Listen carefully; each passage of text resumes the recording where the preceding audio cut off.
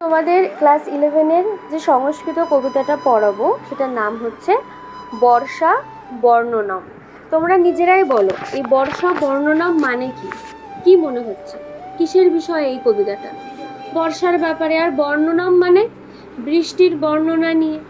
তো এই যে কবিতাটা, এটা কোনো আলাদা কবিতা নয়, বরং আমাদের ভারতীয়দের যে একটা ভীষণ বড় মহাকাব্য রামায়ণ, সেই রামায়ণেরই কিছু শ্লোক তুলে এখানে বর্ণনা করা হয়েছে, যেখানে রাম তার ভাই লক্ষ্মণকে বর্ষার বর্ণনা করছে।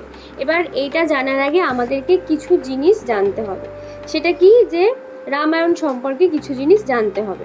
আমি যেগুলো মেন জায়গা সেগুলোই আমি শুধুমাত্র বলছি। সংস্কৃত সাহিত্যের আদি কবি কে জানো? বাল্মীকি। আর ওনার লেখা এই রামায়ণই হচ্ছে আদি কাব্য। রামায়ণ কবিতা না গল্প? যখন লিখেছিলেন কাব্য অর্থাৎ কবিতা। তো যিনি লিখেছেন তিনি আদি কবি, আর ওনার লেখা কবিতাটাও হচ্ছে আদি কাব্য। আর রামায়ণ আমাদের ভারতীয়দের কিন্তু জাতীয় কাব্য, ঠিক আছে? আর একটা কি জাতীয় কাব্য আমাদের?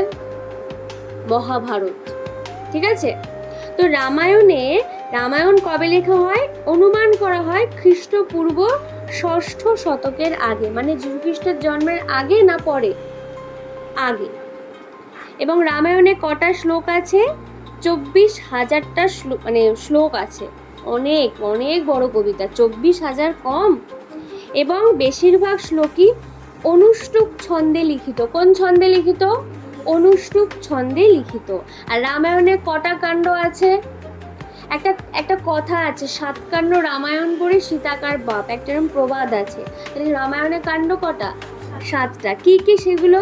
আদিকাণ্ড, অযোধ্যাকাণ্ড, অরণ্যকাণ্ড, কিষ্কিন্ধাকাণ্ড, সুন্দরকাণ্ড, লঙ্কাকাণ্ড, আর লাস্ট হচ্ছে উত্তরকাণ্ড।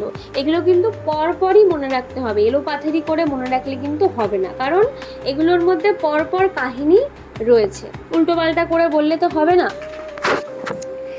আচ্ছা, এরপরে রামায়ণের গল্প কি? সবার কি মোটামুটি রামায়ণ গল্প সম্পর্কে কোনো আইডিয়া আছে নাকি নেই? আছে? আমি তাও বলে দিচ্ছি যে রামায়ণের গল্পটা কি, যে অযোধ্যার রাজা দশরথের 4 পুত্র ছিল। কোথাকার রাজা? অযোধ্যার রাজা। তার নাম কি? দশরথ। তার কটা ছেলে ছিল? 4টে। কে কে? রাম, লক্ষ্মণ, ভরত আর শত্রুঘ্ন। রাম রাজা জনকের রাজধানী মিথিলায় গিয়ে সীতাকে বিবাহ করেছেন। তাহলে বড় ছেলে যে রাম, সে কোন রাজধানীতে যায়? মিথিলায় যায়। সেখানে রাজার নাম কি? জনক। সেই রাজার মেয়েকে বিয়ে করে। সেই মেয়ের নাম কি? সীতা। সীতাকে বিয়ে করে। এর 12 বছর পর রাম অযোধ্যার সিংহাসনের উত্তরাধিকারী হতে চলেছেন। এমন সময় রাজা দশরথের দ্বিতীয় স্ত্রী, রাজা দশরথের 3 বউ ছিল, বড় বউয়ের ছেলে হচ্ছে রাম। তো যখন রাজা ঠিক করলো যে রামকে রাজা বানাবে, তখন আমাদের যে রাজার দ্বিতীয় বউ কইকেয়ী, সে বলল যে না, আমার 2টো শর্ত আছে। আমার শর্ত হচ্ছে 1, আমার ছেলে ভরতকে রাজা করতে হবে, আর 2, রামকে 14 বছরের জন্য বনবাসে পাঠাতে হবে। তাই এই শুনে দশরথ তো ভীষণ কষ্ট পেল, কারণ রামকে সবাই ভালোবাসে। তাও এখন বউকে কথা দিয়েছিল যে 2টো শর্ত মানবে, তাই সে রামকে জানালো। আর রাম কিন্তু মাথা পেতে মা বাবার এই ইচ্ছা মেনে নিল এবং সে বনবাসে যাওয়ার জন্য রেডি হলো। তখন ওর সাথে যেতে চাইলো কে? লক্ষ্মণ, ওর ভাই, আর ওনার স্ত্রী সীতা। সবাই মিলে চলে গেল কোথায়? না, বনে, দণ্ডকারণ্যে বাস করতে লাগলো। কোন অরণ্যে? দণ্ডকারণ্যে বাস করতে লাগলো।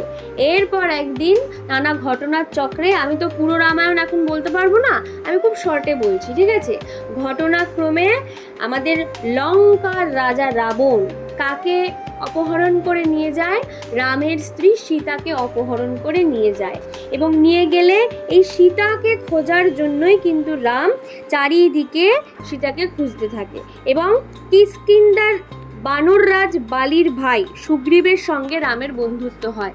খুঁজতে খুঁজতে খুঁজতে খুঁজতে এক বানর রাজের ভাইয়ের সঙ্গে দেখা হয়। বানর রাজ মানে যে এখন বর্তমানে কিষ্কিন্ধা হচ্ছে বানরদের দেশ, ঠিক আছে, সেখানকার নাম কি কিষ্কিন্ধা, সেখানকার রাজা এখন বালি, আর বালির ভাই হচ্ছে সুগ্রীব। বালি ওকে তাড়িয়ে দিয়েছে, বনের মধ্যে সুগ্রীব ছিল, সুগ্রীবের সঙ্গে দেখা হয় এবং কার সাথে বন্ধুত্ব করে? রাম বালির সাথে না সুগ্রীবের সাথে? সুগ্রীবের সাথে বন্ধুত্ব করে এবং তারই সাহায্যে সেতু বন্ধন করে রাম রাবণের হাত থেকে সীতাকে উদ্ধার করে। আমরা সবাই জানি কিন্তু যে সমস্ত বানর সেনা সমস্ত পাথরে শ্রীরাম জয় শ্রীরাম লিখে লিখে সেই পাথরগুলো জলে ভাসিয়েছিল এবং সেগুলো জলে ভেসেই ছিল। একটা সেতু তৈরি করে তারা সবাই লঙ্কায় গিয়ে আক্রমণ করে এবং তারপরে কি হয়? রাবণকে মেরে সীতাকে উদ্ধার করে। বনবাস শেষে অযোধ্যায় ফিরে রাম কি হয়? 14 বছর পরে আবার রাজা হয়। কিন্তু সবাই সীতার চরিত্র নিয়ে প্রশ্ন তোলে যে এতদিন ও অন্য লোকের বাড়িতে ছিল, ও নিশ্চয়ই সতী নেই, এরকম প্রশ্ন করলে রাম প্রজাদের কথা শুনে সীতাকে বনবাসে পাঠিয়ে দেয় এবং সীতা তখন গর্ভবতী ছিল এবং কোথায়? লক্ষ্মণ গিয়ে রেখে আসে ওকে বাল্মীকির আশ্রমে সীতা আশ্রয় পায়। কার আশ্রমে? যিনি আমাদের রামায়ণ লিখেছেন বাল্মীকি, তারই আশ্রমে গিয়ে সীতা আশ্রয় পায় এবং সেখানে দুটো যমজ ছেলের জন্ম দেয়। তাদের নাম কি? লব আর কুশ। কিছুদিন বাদে রাম অশ্বমেধ যজ্ঞ শুরু করে এবং তখন এই বাল্মীকি মুনি লব আর কুশকে নিয়ে রামের রাজধানীতে আসে। লব কুশ দুজন মিলে একসঙ্গে রামায়ণের গান গায় এবং নিজেদের পরিচয় দেয়। যখনই জানতে পারে এরা আমার ছেলে, সঙ্গে সঙ্গে বনে সীতাকে পাঠানোর জন্য দূত পাঠায়। কিন্তু সীতা যখন আসে আবার অপমানিত হয়ে সীতা তখন ঠিক করে যে আমি আর থাকবো না, আমি যেখান থেকে এসেছিলাম অর্থাৎ মা পৃথিবীর বসুন্ধরার কাছ থেকে আমি আবার বসুন্ধরার মাঝেই চলে যাব। মাটি এরকম ফাঁক হয়ে যায় আর মা সীতা ওখানে মাটির মধ্যে চলে যায় এবং তারপরে কি হয়? সীতা তো পাতালে চলে গেল আর লক্ষ্মণ সরযূ নদীর তীরে দেহত্যাগ করে। লক্ষ্মণকে রামের ভাই, ঠিক আছে, এবং রাম তার দুই ছেলে লব কুশকে দক্ষিণ কোশল রাজ্য আর উত্তর কোশল রাজ্য, দুটো রাজ্য দুই ছেলেকে দিয়ে রামও চলে যায় সেই সরযূ নদীর তীরে। কোন নদীর তীরে? সরযূ নদীর তীরে। এবং সেখানে গিয়ে রাম বিষ্ণু অবতার নিয়ে বিষ্ণু রূপে স্বর্গে চলে যান। এই হচ্ছে রামায়ণের গল্প। এবার বাল্মীকি যিনি লিখেছেন তার ব্যাপারে অত না কেউ ঠিক সঠিক বলতে পারেন না। ওনার নাম কালিদাস, তারপরে অশ্বঘোষ, পুরনো যত সংস্কৃত পণ্ডিতেরা লেখকেরা লিখে গেছেন, কিন্তু বাল্মীকির কোথায় জন্ম, কবে জন্মেছিলেন এসব সম্পর্কে সঠিক তথ্য জানা যায় না। কিন্তু লেজেন্ড অনুযায়ী বা কিংবদন্তির গল্প অনুসারে উনি একজন ডাকাত ছিল, রঘু ডাকাত। পরে ওনার পরিবর্তন হয় চিন্তার এবং উনি তপস্যা করে, ঘোর তপস্যা, এবং এত তপস্যা করে যে ওনার সারা গায়ে পুরো বলমিক ছেয়ে যায়, মানে উই পোকার ঢিবি হয়ে যায়। হ্যাঁ, এবং তারপরে উনি কি করে? সেই তপস্যায় যখন উনি সিদ্ধি লাভ করে তারপরে উনি এই রামায়ণটা লেখেন, যেটা আমরা আজ পড়ি। তো এই রামায়ণেরই অংশ হচ্ছে আমাদের এই আজকের পাঠ্য বর্ষা বর্ণনা। এবার তোমরা উৎসটা দেখো, উৎসটা কি? যে এই যে রামায়ণের মধ্যে 7টা কাণ্ড আছে, তার মধ্যে একটা কাণ্ডর নাম বলেছিলাম কিষ্কিন্ধা কাণ্ড, ঠিক আছে, একটা পুরো সিজন বলা যায়, ঠিক আছে। কিষ্কিন্ধা কাণ্ডের 28তম সর্গ। পরীক্ষায় প্রশ্ন আসবে যে এই বর্ষা বর্ণনাম কোন কাণ্ডের অন্তর্গত? কিষ্কিন্ধা কাণ্ডের অন্তর্গত। কিষ্কিন্ধা কাণ্ডের কততম সর্গ? 28তম সর্গ, মানে 28, ঠিক আছে। এখানে ঘটনাটা কি হয় না, সীতাকে তো খুঁজছে রামচন্দ্র। কোথায় খুঁজছে? দণ্ডকারণ্যে খুঁজতে খুঁজতে নানা জায়গায় ঘুরে ঋষ্যমুখ পর্বতে আসে। কোন পর্বতে আসে? ঋষ্যমুখ পর্বতে। সেখানে বানররাজ বালিকে বধ করে সুগ্রীবকে সাহায্য করার জন্য, ঠিক আছে। এবং বানররাজকে বধ করে, বলিকে বধ করে, তার যে ভাই, ওর যে ফ্রেন্ড সুগ্রীব, তাকে সিংহাসনে বসায়, অর্থাৎ সাহায্য করে দিল কাকে? নিজের বন্ধু সুগ্রীবকে সাহায্য করলো। এবং তার কি বলবো, প্রতিদান দিতে আমাদের যে সুগ্রীব, সে এবার সীতাকে খোঁজ করার জন্য সাহায্য করে। সীতাকে খুঁজতে তারা যখন মাল্যবান পর্বতে এসছে, নানা রকম পর্বতে ঘুরছে, তো এবার মাল্যবান পর্বতে এসছে, তখন আমাদের বর্ষাকাল শুরু হয়েছে। এবং এই যে বর্ষা যখন দেখছে রামচন্দ্র, বর্ষার কি সুন্দর শোভা, যে উনি পুরো অভিভূত হয়ে গেছে। এবং রামচন্দ্র লক্ষ্মণকে ডেকে সেই বর্ষার যে কি সৌন্দর্য সেটা বর্ণনা করছে। সেই বর্ণনার থেকেই আমাদের কবিতাটা এসছে বর্ষা বর্ণনা। এবার আমরা মূল পাঠ্যে চলে যাব। আমি শব্দার্থ সংস্কৃত যে ওয়ার্ডগুলো আছে ভেঙে ভেঙে বলবো, আর তার বাংলা অনুবাদটা বলছি। শব্দার্থ অংশটা লক্ষ্য করো। অয়ম অর্থাৎ এই, সকাল বলছে অয়ম সকাল বলছে এই সেই কাল। সম্প্রাপ্ত এসেছে, অদ্য জলাগম সময় বলছে আজ বর্ষা শুরুর কাল। তাহলে জলাগম সময় মানে কি? বর্ষা শুরুর কাল। ত্বাম মানে তুমি, গিরিসন্নিভৈ মেঘই বলছে তুমি গিরিসন্নিভৈ মানে পাহাড়ের মতো মেঘরাশি দিয়ে, সংবৃতম মানে আবৃত ঢেকে আছো, নভ সংপস্য আকাশকে দেখো। তাহলে লক্ষণকে বলছে যে এই দেখো এই বর্ষাকাল চলে এলো, এই যে পাহাড়ের মাথায় এই যে মেঘ ঢেকে আছে, তুমি দেখো মেঘটাকে কি সুন্দর লাগছে। তারপরে মেঘ দর বিনির্মুক্তা বলছে মেঘের থেকে নির্গত, নির্মুক্তা মানে বেরিয়ে আসছে। কি বেরিয়ে আসছে? কর্পূর দল শীতলা মানে কর্পূরের মতো শীতল ঠান্ডা। কেতক গন্ধীন মানে কেতকী ফুলের গন্ধ মিশ্রিত। বাতাহ, বাতা মানে বায়ু। তাহলে আকাশে যে মেঘ দেখতে পাচ্ছে সেই মেঘের থেকে বাতাস বেরিয়ে আসছে। বাতাসের গন্ধ কিরকম? পরীক্ষায় প্রশ্ন আসবে। কর্পূর দল শীতল, কর্পূর দল শীতল মানে কর্পূর খণ্ডের মতো ঠান্ডা। কর্পূর পুজোয় দেয়, আগুন জ্বালিয়ে দেখেছো সেই। অঞ্জলি ভি পাতুম হাতের অঞ্জলি ভরে পান করতে সক্ষম পারা যায়। বলছে এত সুন্দর মানে কর্পূরের মতো হাওয়া আসছে, যেন মনে হচ্ছে কি আমি হাত পেতে সেটাকে পান করতে পারি।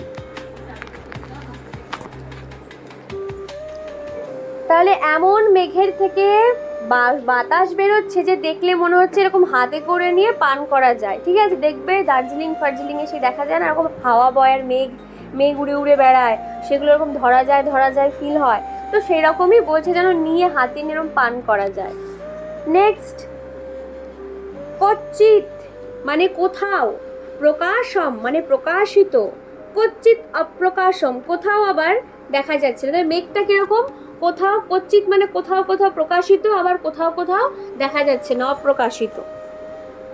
প্রকীর্ণ অম্বুধরম বলছে প্রকীর্ণ অম্বুধরম, প্রকীর্ণ অম্বুধরম মানে এদিক ওদিক মেঘ আবৃত, এদিক ওদিক মেঘ, সারা জায়গায় মেঘ, একটু এখানে একটু ওখানে এরকম।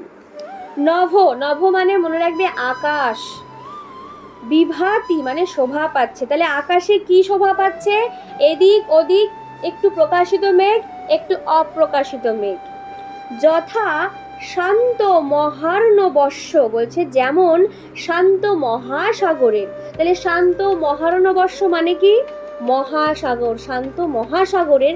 কচ্চিৎ কচ্চিৎ পর্বত সংনিরুদ্ধম বলছে কোথাও কোথাও পর্বতের দ্বারা অবরুদ্ধ, রূপম বিভাতি রূপ শোভা পায়। তাহলে বলছে কোথাও প্রকাশিত কোথাও অপ্রকাশিত, এদিক ওদিক মেঘে আবৃত আকাশ শোভা পাচ্ছে, এবং যেন কোথাও কোথাও পর্বতের দ্বারা অবরুদ্ধ শান্ত মহাসাগরের রূপ। অর্থাৎ পর্বত হলে যেরকম সাগর এরকম আটকে যায়, সেরকম মনে হচ্ছে কোথাও কোথাও মেঘ আটকে গেছে।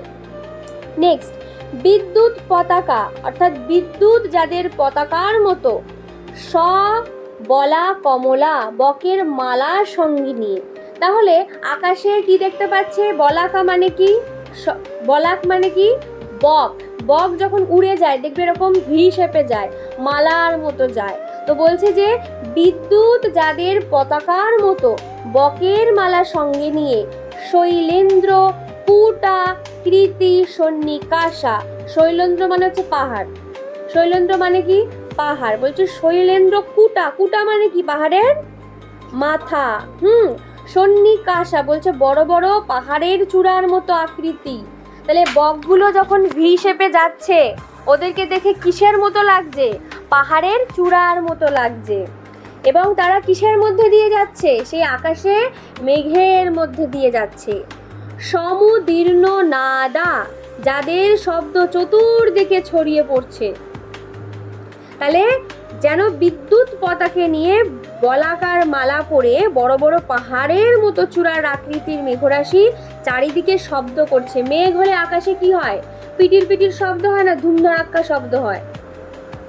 তো আকাশে যেরকম বক উড়ে যায়, ঠিক মেঘগুলো ওরকম ভি শেপে উড়ে যাচ্ছে, যেন মনে হচ্ছে বিদ্যুতের মালা পড়ে। বিদ্যুতের মালা মানে এদিক ওদিক বিদ্যুৎ চমকাচ্ছে, ঠিক আছে। আর কিসের মতো? ওই মেঘগুলো পাহাড়ের বড় বড় মাথার মতো, ভীষণ মেঘ হয়েছে। তারপরে কি বলছে যে মেঘা সংযুগস্থা মত্তা গজেন্দ্রা ইব গর্জন্তি। বলছে চারিদিকে মেঘ শব্দ করে করে যুদ্ধের সংযুগস্থা মানে কি? যুদ্ধ। সংযুগস্থা মানে কি? যুদ্ধক্ষেত্রের মত্তা গজেন্দ্রা। মত্ত হাতি জানো? শান্ত হাতি না পাগলা হাতি? পাগল হাতি যেরকম যুদ্ধে হাতি পাগল হয়ে যায়, গর্জন করে, ঠিক কে গর্জন করছে? বক না মেঘ? মেঘ গর্জন করছে, বকের মতো উড়ে যাচ্ছে, পাহাড়ের চূড়ার মতো উড়ে যাচ্ছে, আবার গর্জন করছে কিসের মতো? গর্জন করছে হাতির মতো। কিরকম হাতি? মত্ত গজেন্দ্র মানে মত্ত হাতির মতো। তারপরে পশ্য মানে দেখো লক্ষণ। পশ্য মানে দেখো, কাকে বলছে? দেখতে আমাকে? লক্ষণকে বলছে পশ্য দেখো, কথা কম। বর্ষ দকা পেয়িত সাদ্যলানি।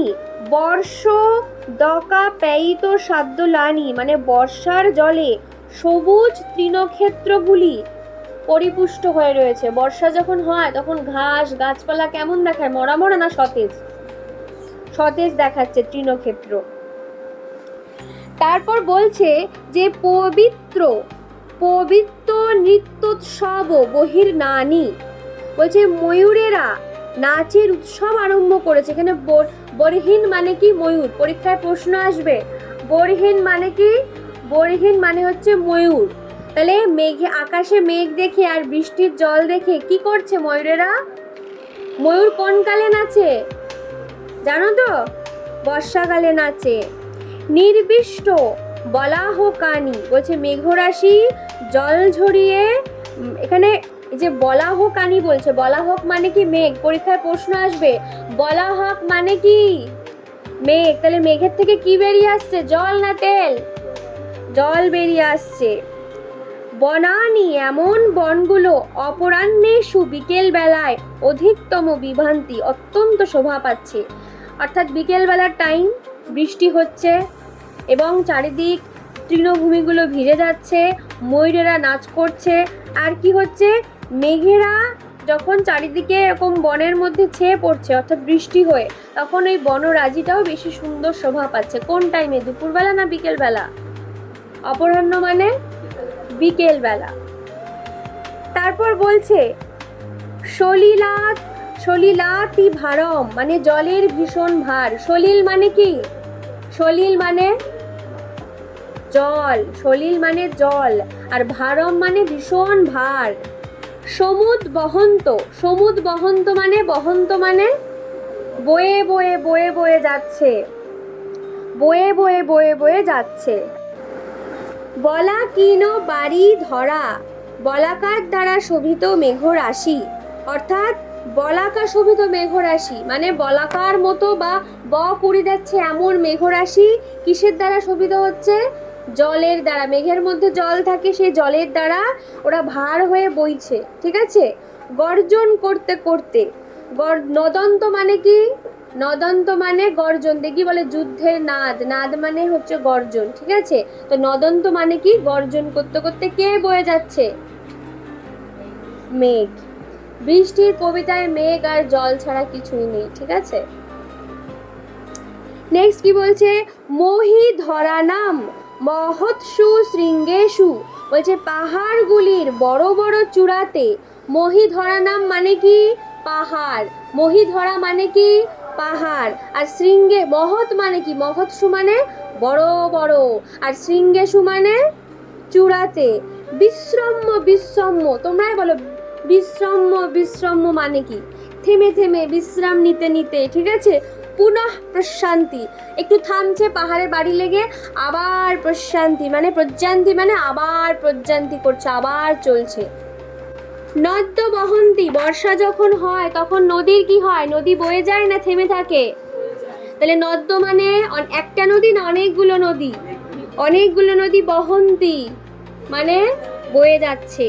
ঘনা বর্ষন্তি, ঘনা মানে ভীষণ বৃষ্টি পড়ছে, হ্যাঁ। মত্ত গজা নদন্তি, এবং মত্ত হাতির মতো গর্জন করছে। কে? হাতিরা কেন গর্জন করবে? হ্যাঁ, বর্ষা আর কি। বলছে যে নদীগুলো বয়ে যাচ্ছে, মেঘ বৃষ্টি ঝরাচ্ছে, আর মত্ত হাতির মতো গর্জন করছে। তারপর কি বলছে? বনান্তা ভান্তি, বনান্তা মানে কি? বনগুলো, আর ভান্তি মানে কমন সেন্স অ্যাপ্লাই করো, সুন্দর শোভা পাচ্ছে। ঠিক আছে। প্রিয়া বিহানা, বলছে প্রিয়া বিহীনা ধায়ন্তী, এবং বর্ষার দিনে দেখবে আমাদের যদি বলা হয় যে ফিলিংয়ের সাথে ঋতুগুলোর তুলনা করো, বর্ষাকাল মানে কি খুব মজার কাল নাকি একটু মন খারাপ বিষণ্ণর কাল মনে পড়ে? মেঘলা আকাশ, হ্যাঁ, একটু মন মরা। তো যাদের প্রিয়া নেই, রামের প্রিয়া আছে কাছে? নেই, তাহলে ওর প্রিয়তমা নেই, তো এই প্রিয়াবিহীন যারা, তারা চিন্তা করছে। ধায়ন্তী মানে তারা চিন্তা করছে। শিখিন নৃত্যন্তী, ময়ূরেরা নৃত্যন্তী মানে নাচ করছে। প্লবঙ্গা সমাসন্তী, বলছে প্লবঙ্গা মানে ব্যাঙেরা, পরীক্ষার প্রশ্ন আসবে প্লবঙ্গা মানে কি? ব্যাঙেরা। সমাসন্তী মানে আশ্বস্ত হচ্ছে। বর্ষা হলে ব্যাঙেরা কি করে? তাহলে নদীগুলো বয়ে যাচ্ছে, মেঘরাশি বৃষ্টি ঝরাচ্ছে, মত্ত হাতিরা গর্জন করছে, বনগুলো সুন্দর শোভা পাচ্ছে। যাদের প্রিয়া নেই, প্রিয়তমাহীন, তারা চিন্তা করছে। কার কথা চিন্তা করছে? নিজের প্রিয়তমার কথা চিন্তা করছে। ময়ূরেরা নাচ করছে, আর ব্যাঙেরা আশ্বস্ত হচ্ছে যে আমি কখন ডাকবো, ঘ্যাঙর ঘ্যাঙর করে। ঠিক আছে, নেক্সট। তড়িৎ পতাকাভি অলঙ্কৃতানাম, তড়িৎ মানে কি? বিদ্যুৎ। তড়িৎ পতাকাভি মানে বিদ্যুৎ রূপ পতাকা দিয়ে অলঙ্কৃত। উদীর্ণ গম্ভীর মহা রবানম, মহারব মানে কি? রব মানে কি? গর্জন, চিৎকার, তাই না? তাহলে বিদ্যুৎ যখন হয়, বড় বড় বিদ্যুৎ যখন ডাকে, তখন চারিদিকে কি হয়? রব মানে জোরে জোরে আওয়াজ হয়। তাই বলছে বিদ্যুৎ রূপ পতাকা দিয়ে অলঙ্কৃত, গম্ভীর, ভীষণ আওয়াজ করছে এমন। বলাহকানম, বলাহকানম মানে আমি আগেই বলেছি কি? মেঘ। মেঘগুলো কিরকম? ভীষণ গর্জনকারী। একই জিনিস কিন্তু বারবার নানা রকম রূপে রিপিট হচ্ছে। ঠিক আছে। রূপানি রণৎসুকানাম বারোনাম ইবো, বলছে যে এরকম ভীষণ মেঘরাশির রূপ যেন সেই রণ মানে কি? যুদ্ধ। বলছে যুদ্ধ করতে আগ্রহী হাতিদের মতো। বারোনানাম মানে একটু আগে বলেছিলাম, বারোনানাম মানে হাতি। বলছে যে যুদ্ধরত হাতির মতো বিভ্রান্তি শোভা পাচ্ছে। এটা একটু আগেও সেম ভাবে রিপিট হয়েছে না? বারবার কবিতা তো কিছু কিছু লাইন এমন ভাবে রিপিট হচ্ছে। Next, last. কচ্চিৎ শটপদঘৈ, বলছে কোথাও কোথাও ভ্রমরপুঞ্জের মতো। কোথাও কোথাও কিসের মতো? ভ্রমরপুঞ্জের মতো। প্রগীতা ইব মানে গীতিমুখর হয়ে রয়েছে। কচ্চিৎ নীলকণ্ঠ, কোথাও কোথাও আবার ময়ূরের মতো। প্রণীতা ইব, বলছে যে কোথাও যেন ভ্রমরপুঞ্জের দ্বারা গীতমুখরিত, কোথাও আবার ময়ূরের দ্বারা নৃত্য উৎফুল্লিত। বর্ষাকালে কখনো মৌমাছিরা গুঞ্জন করছে, কোথাও ময়ূর নাচানাচি করছে।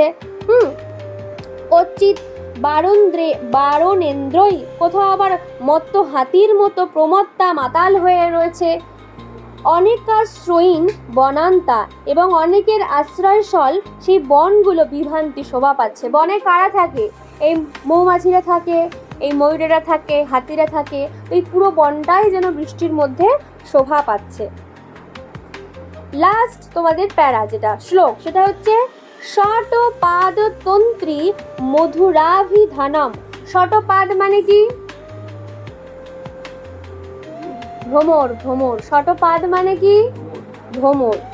বলছে ভ্রমর তার তন্ত্রী অর্থাৎ বীণাকে অভিন্ন মনে করে বলা হয়েছে। অর্থাৎ ভ্রমর রূপ বীণা। বীণার সঙ্গে কার তুলনা করা হচ্ছে?